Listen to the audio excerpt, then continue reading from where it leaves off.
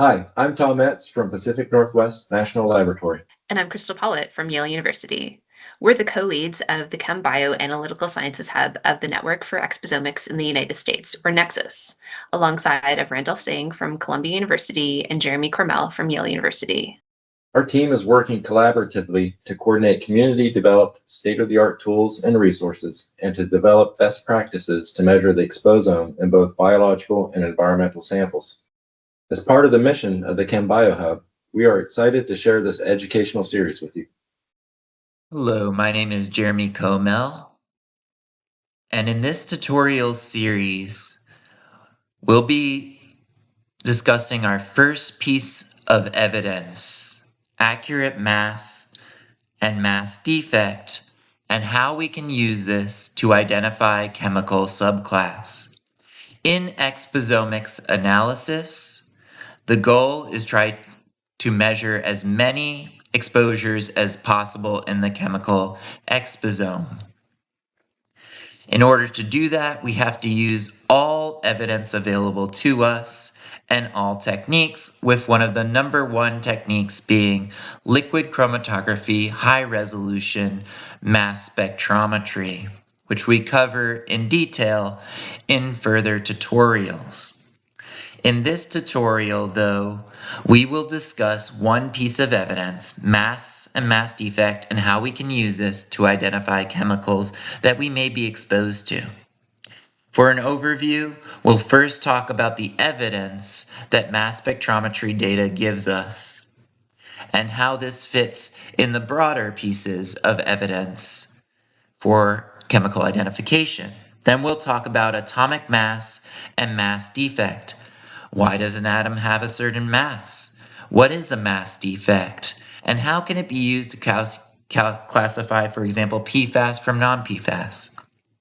Then we'll look at the periodic table and why masses on the periodic table have a certain mass defect, because they're normalized to carbon-12, followed by how we can renormalize the periodic table using Kendrick mass or other repeating units to determine specific chemical subclasses.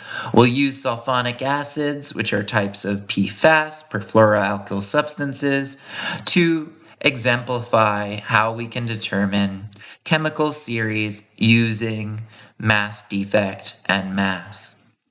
We'll show how to visualize this data and how to use these visualizations to pull out outliers of things that don't belong to a certain chemical subclass using retention time trends.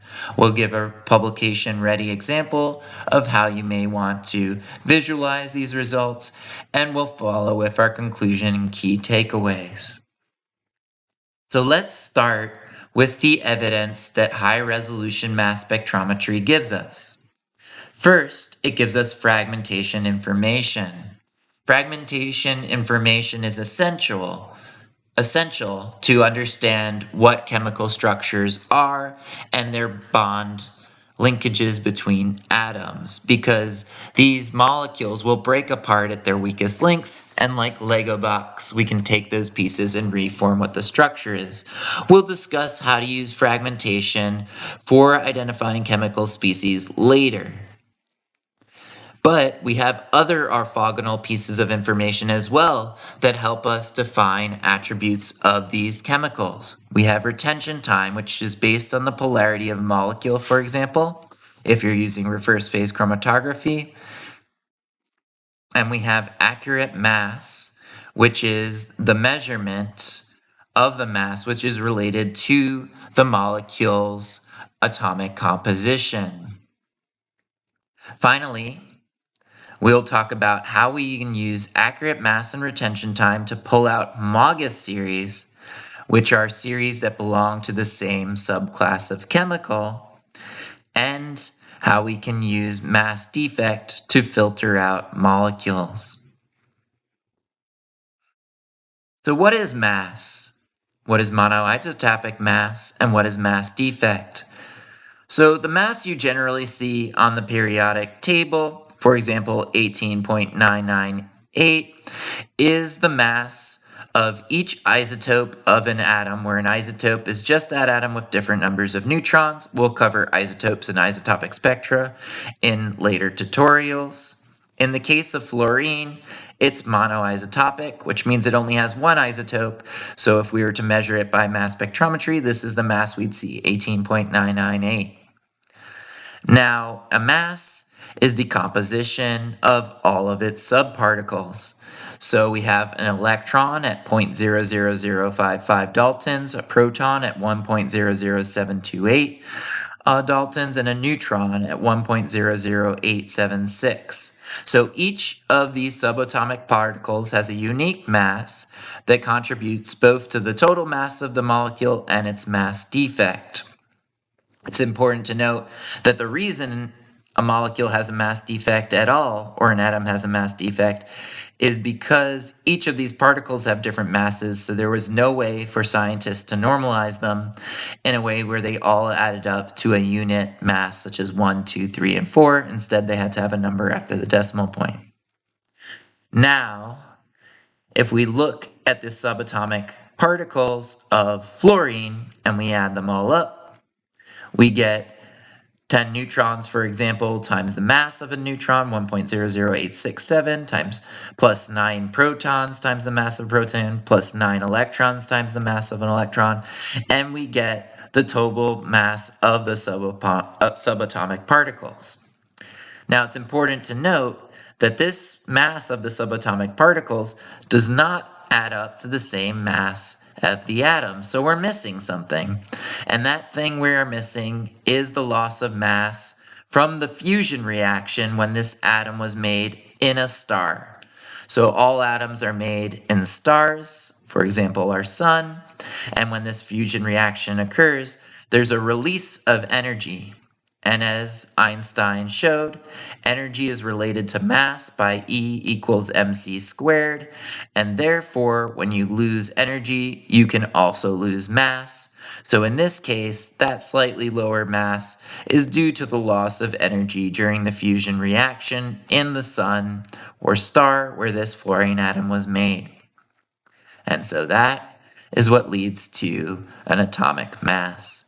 Now, this is all theoretical and interesting, but just so that you note, if you didn't understand all of what I just said, it's not essential for trying to identify chemicals in mass spectrometry. It's just the background of why a mass exists and why it has a specific number. Now, mass defect isn't an important calculation to understand your data in mass spectrometry. Mass defect is very simple. It's the monoisotopic mass, such as 1.00783 for the most common isotope of hydrogen, minus the nominal mass, which is just the rounded mass, so 1.00783 rounds to 1. And then you subtract the two and you get the mass defect, which in the case of something where it rounds down is simply just that number after the decimal point. In this case, 0.00783 is the mass defect. So very simple. So for example, for octanoic acid, which is a fatty acid with 16 hydrogens, the mass defect would be 0.125. Much more positive because you have many more hydrogens with a positive mass defect all added together. On the other hand, for atoms such as fluorine, where you round up, you end up getting a negative mass defect, such as negative 0.0016 when you calculate mass defect. This is why we say perfluorinated molecules have generally a negative mass defect, or at least a lower mass defect than non-fluorinated molecules. For example, for PFOA, the contribution of the mass defect from fluorine is negative 0.024, the 15 fluorines times the mass defect of fluorine. So as you can see here, the PFAS-related species has a much lower mass defect than the non-fluorinated species, and this is generally true for PFAS, and therefore we can determine PFAS from non-PFAS and try to classify these using mass defect, with those PFAS falling in more negative mass defect space. Now, this is a very rough estimate of PFAS versus not PFAS. It has a high false positive rate because other atoms, such as sulfur, have a very high negative mass defect, and so they can serve as false positives. And if you have a polyfluoral species with a lot of hydrogens, they have sometimes a positive mass defect as well, even if you do have fluorines. But it is one method for which we can filter out likely PFAS from non-likely PFAS. So very powerful in that way. There's a better method, or an orthogonal method, I should say, that better classifies PFAS and other chemical species from one another. And this is called homologous series detection. In order to understand homologous series detection, we'll go into some basic fundamentals of why the periodic table has the mass defects it has.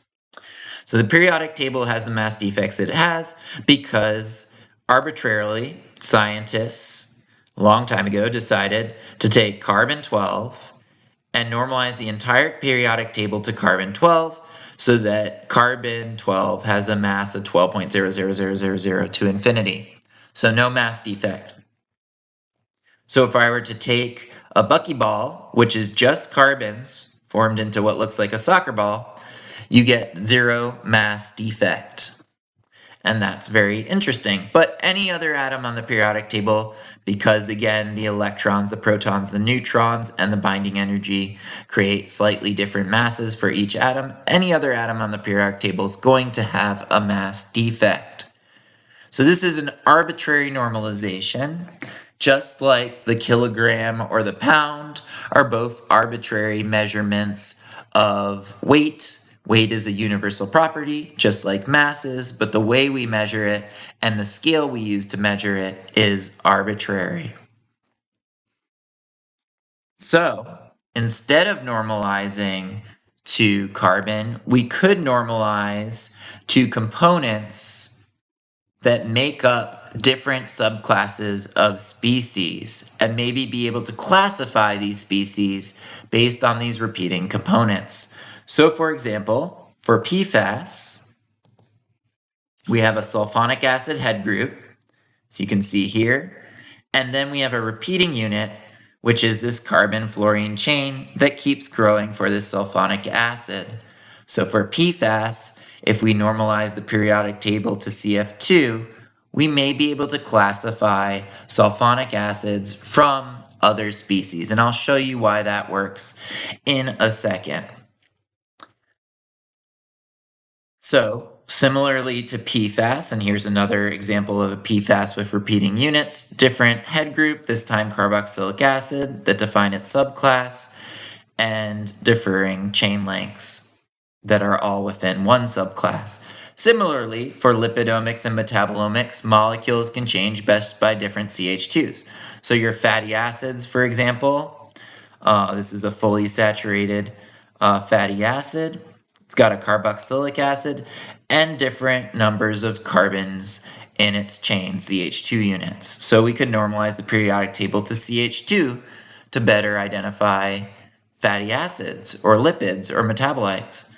Same thing for polyethylene compounds, such as those used in emulsifiers, polysorbates, isopolysorbates. We can look at those repeating units of CH2, CH2O and be able to classify this chemical. And so again, taking a step back, why do we want to classify chemicals as lipids, as fatty acids, as PFAS, as emulsifiers? Because in exposomics, at least, we're looking at exposure profiles. We want to know both, are we exposed to PFAS? Are we exposed to pesticides, herbicides, emulsifiers, plastics, polymers? And then are we exposed externally to bacteria, pollen, other molecules that might have lipids and metabolites that have repeating units, or within us for example, our internal biology, but our exposome of bacterial gut microbiome. Those also release fatty acids and lipids within us. And so we'll be able to classify these compounds using this technique that we're about to explain. So, Kendrick in 1963 decided to try to normalize the periodic table to CH2. And his argument, as we're hinting at throughout, is that instead of normalizing the periodic table to 16 oxygen, where it used to be normalized to, or carbon 12, which was the final decision point for how our periodic table normalizes, he wanted to normalize to CH2 just because, like we showed with the lipids, most organic molecules in nature, what we're made out of, what we're exposed to, are composed of CH2 units. And if we normalize the periodic table to these CH2 units, we'll be able to classify these molecules using, for example, mass spectrometry. And the formula for converting the periodic table, for example, to a CH2 world is simple. You take the IUPAC mass, which is the mass normalized to C12, and you take as the denominator 14.01565, which is the mass of CH2 in the normal periodic table, and then the numerator is what you want it to be, 14.000000. These mass defects cancel out from the IUPAC and the IUPAC mass for CH2, and you're left with a mass defect in your periodic table that is 0 for anything that's just CH2 units. Similarly, we can do that for CF2. Now, why is that powerful? So, if you followed us thus far, you will know that a sulfonic acid that has only differs in CF2 units should have the same mass defect. So, in the case of PFBS, PFHXS, and PFAS, the most common PFAS, you see that the mass defects in bold here are exactly the same when we normalize to CF2. In our IUPAC mass, they're not the same. You'll also notice that they differ by 100 Daltons each, because each have 2 CF2 units more in this case. And so by looking at the fact that each CF2 unit will differ by another 50 Daltons, and that their mass defects will be identical for a certain subclass, we can determine a subclass of chemicals. Note here we talked with the buckyball having a 0 mass defect when we normalize to C12. In this case, we have some mass defect. It's not 0, but it is the same for all these, because the sulfonic acid is the thing that contributes to the mass defect, because that's not CF2, and this extra fluorine at the end contributes to the mass defect, because that's not CF2. And so only these two things contribute to the mass defect, and that's why the mass defect stays the same across an entire subclass, because they all have one sulfonic acid and one extra fluorine compared to the CF2s, and no matter how many CF2s you have, they all have 0 mass defect. So hopefully that's clear. Now we can visualize these mass defect plots by looking at, on the x-axis, your mass, your nominal mass, and each of these dots should be separated by 50 Daltons, or at least intervals of 50, because that's the mass of CF2. So if this is a PFAS species that has a CF2 repeating chain, we expect these intervals of CF2. Also, on the y-axis, they should all have the same normalized mass defect, as we've discussed thoroughly, because the mass defect is only contributed by sulfonic acid, not the CF2 chain, and so they form this straight line. So anything that forms a straight line on this plot and is intervals of 50 Daltons, we can actually identify as a PFAS and of a specific PFAS subclass. Now, again, taking a step back, this is very powerful, because this is just based on pure patterns of things that have a repeating carbon-fluorine chain. And so let's say the industry produces a new PFAS no one's ever seen before, or there's a chemical reaction in a river such as biotransformation and new PFAS are generated that no one's seen before. We don't have to have a database. No one had to identify this PFAS species ever before, and still, using this homologous series detection, we can identify that, hey, we have a new PFAS series, and there's this many members to that series, and we are almost 100% confident that these are PFAS. And this is what we call non-targeted analysis. We don't have targets, we don't know what we're looking for, but we can still identify components. Now, if we want to be near 100% confident that these are PFAS molecules that form a specific subclass, we do need one more piece of information. And that information comes from these retention time versus mass to charge plots. If they belong to the same subclass, they will follow the chromatographic gradient, and every molecule in that subclass, just with one more additional CF2 or repeating unit, will have a slightly, for example, higher retention time in the case of reverse phase for PFAS, forming a very clear pattern. But let's say we have another molecule over here that does not follow this pattern. That is because maybe it's a chlorinated species or an in-source fragment. It has very different chemistry, hence very different polarity, and will not follow the same trend because it's not the same chemical subclass. And so we can remove that and now be even more confident that the species that remain are a PFAS and belong to the same subclass, such as sulfonic acids or carboxylic acids. Here's another example of a plot.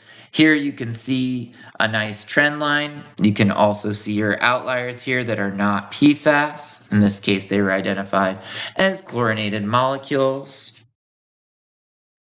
And as you see, they increase in carbon length here, CF2 units, as we'd expect, and retention time. But we do see that there's multiple molecules with the same mass that still seem to follow the trend, and these are isomers. So for example, in PFAS analysis, we often see branched isomers, and while we can't tell them from accurate mass alone, they're the exact same atomic formula. The only difference is the arrangement of those atoms. We can tell them based on their retention time differences. So these retention time to mass to charge plots are not just great at removing outliers and determining what are PFAS from non-PFAS, but they're also good for determining whether there's isomers, different branched isomers, for example, within the PFAS group.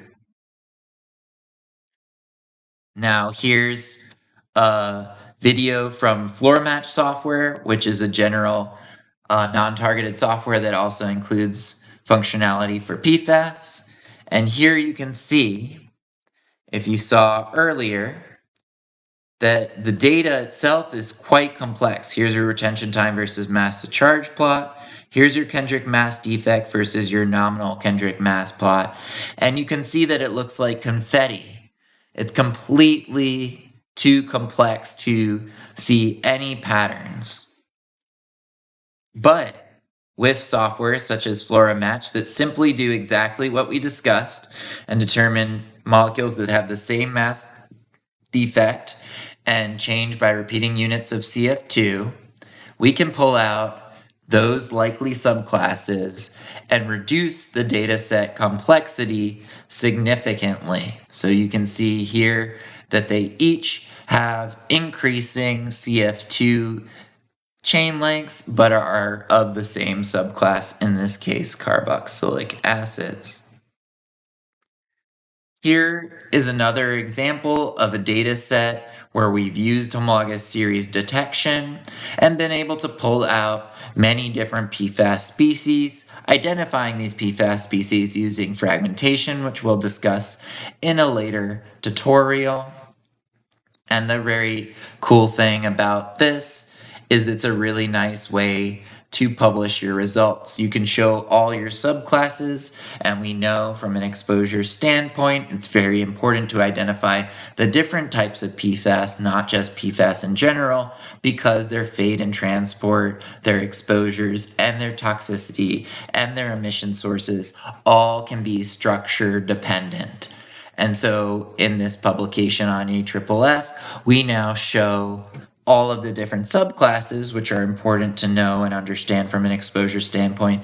But also on the left, we show the plot, color matched, with all of these different series forming lines, showing that not only do we identify all these subclasses, but here's the mass spectrometry evidence that shows that they do indeed belong to the same subclass.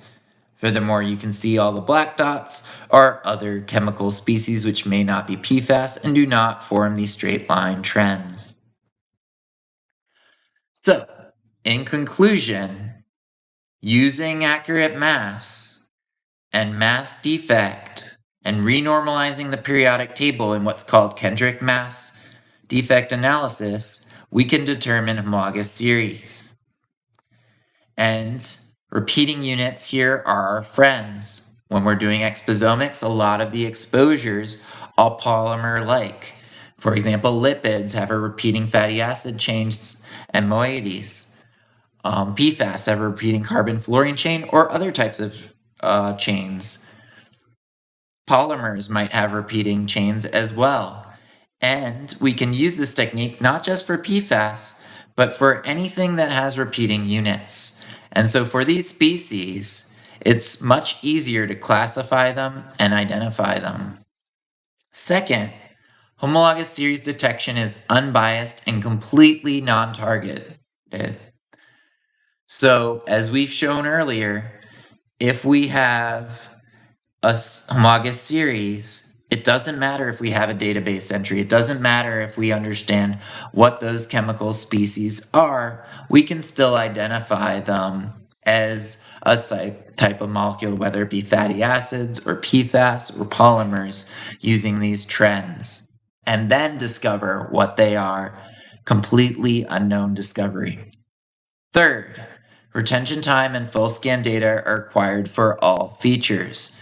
So, we're discussing one piece of evidence out of many pieces of evidence to try to cover the largest scope of the chemical exposome possible using liquid chromatography high-resolution MSMS.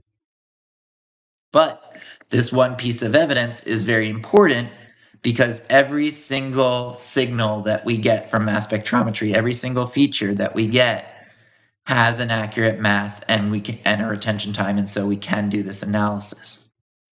So with that, I'd like to close. Feel free to reach us out to NEXUS with questions or with your own tutorial videos if you want to share information you have. Thank you for watching. If you have any questions or suggestions for future topics, we welcome your ideas. To stay informed about the latest developments in exposomics, please visit our website and subscribe to our monthly newsletter from updates from across the field. Be sure to explore the NEXUS podcast on YouTube and Spotify, and follow us on LinkedIn, X, and Blue Sky and NEXUS Exposomics to stay connected with our community. Thank you for being a part of our NEXUS network.